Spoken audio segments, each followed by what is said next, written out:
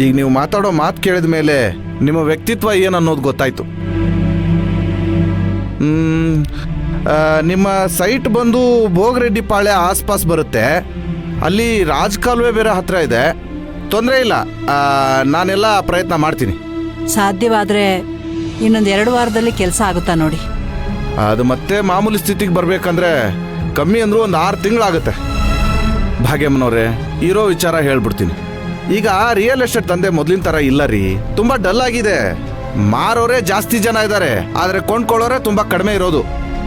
ಈ ಕೊರೋನಾ ಬಂದು ಹೋದ್ಮೇಲಂತೂ real estate ದಂಧೆ ತುಂಬ ನಿಧಾನವಾಗಿ ಸಾಗ್ತಿದೆ. ಇದು ಮತ್ತೆ ಮೊದಲಿನ ಸ್ಥಿತಿಗೆ ಬರಬೇಕು ಅಂದರೆ ಕಮ್ಮಿ ಅಂದರೂ ಒಂದು 6 ತಿಂಗಳಾಗತ್ತೆ. ನನಗೆ ಸ್ವಲ್ಪ ಅರ್ಜೆಂಟಾಗಿ ಹಣ ಬೇಕಾಗಿತ್ತಲ್ಲ. ಪಾರ್ವತಿಯವರು ಎಲ್ಲ ಹೇಳಿದ್ದಾರೆ. ಸದ್ಯಕ್ಕೆ ನಿಮಗೆ ಎಷ್ಟು ಹಣ ಬೇಕಾಗ್ಬೋದು? ಒಂದು 20 ಲಕ್ಷ. ನಾನು 25 ಲಕ್ಷ ಕೊಡ್ತೀನಿ.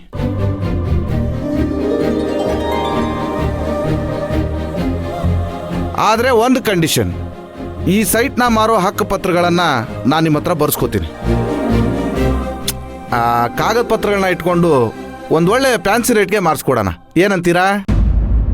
ಹಾಂ, ಹಾಗೆ ಮಾಡಿ. ನಿಮ್ಮಿಂದ ತುಂಬ ಉಪಕಾರ ಆಗುತ್ತೆ. ಆದರೆ ಮೊದಲೇ ಹೇಳ್ಬಿಟ್ಟಿದ್ದೀನಿ, ನನ್ನ ಬ್ರೋಕರೇಜ್ ಪರ್ಸೆಂಟೇಜ್ ಬಂದು 4% ಆಗುತ್ತೆ.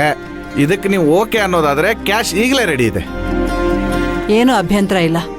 ನಿಮ್ಮ ಮೇಲೆ ನನಗೆ ಸಂಪೂರ್ಣ ವಿಶ್ವಾಸ ಇದೆ. ಸರಿ ಭಾಗ್ಯಮ್ಮನವ್ರೆ, ಇದರಲ್ಲಿ ದುಡ್ಡಿದೆ, ಒಂದು ಸರಿ ಚೆಕ್ ಮಾಡ್ಕೊಂಬಿಡಿ.